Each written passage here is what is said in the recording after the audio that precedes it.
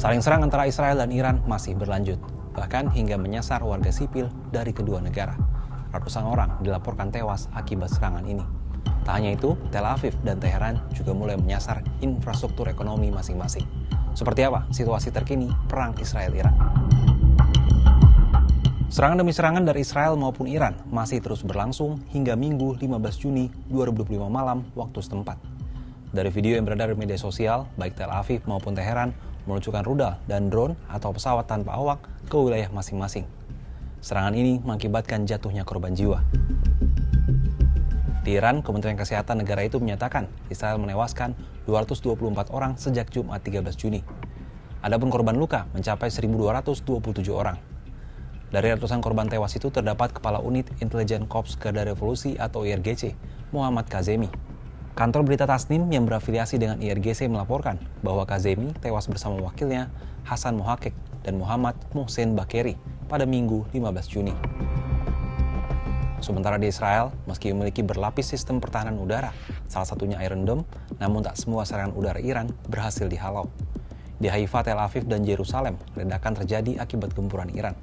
Serangan ini menewaskan sedikitnya 10 orang dan melukai sekitar 100 orang. Terkait hal ini, Perdana Menteri Israel Benjamin Netanyahu dalam keterangan pers Minggu 15 Juni di Tel Aviv akan terus melancarkan serangan ke Iran. We pave the way to Tehran and our pilots over the skies of Tehran will deal blows to the Ayatollah regime that they cannot even imagine. And I can tell you this, we have indications that senior leaders in Iran are already packing their bags. They sense what's coming. Tak hanya menyerang pusat kota, Iran dan Israel juga mulai fokus menyerang infrastruktur ekonomi masing-masing. Kilang dan depo minyak hingga pelabuhan jadi sasaran. Rudal-rudal Iran dilaporkan menyasar sejumlah infrastruktur energi Israel di Haifa dan Tamra. Laporan stasiun televisi Channel 13 Israel menyebut rudal Iran menyasar infrastruktur energi strategis di kedua kota itu. Analis menyebut hal ini merupakan balasan Iran karena militer Israel mengincar infrastruktur energi mereka. Sementara itu, Israel dilaporkan menyerang depo Sahran dekat ibu kota Iran, Teheran, pada Minggu 15 Juni.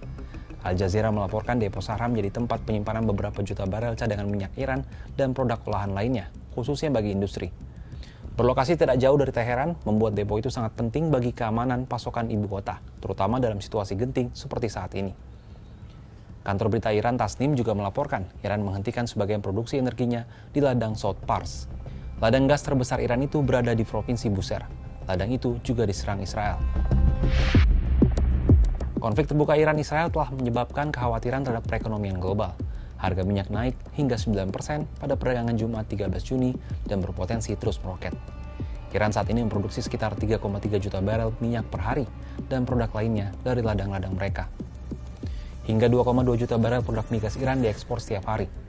Produksi Iran menyumbang hampir 20% dari sekitar 19 juta minyak kondensat dan bahan bakar yang dikirim ke pasar internasional melalui Selat Hormuz. Angka ini setara dengan 20% total konsumsi dunia.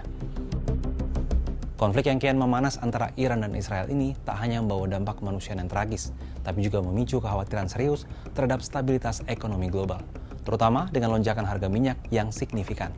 Lantas menurut sahabat Kompas, langkah apa yang paling efektif untuk meredakan ketegangan ini dan mencegah eskalasi konflik yang lebih luas?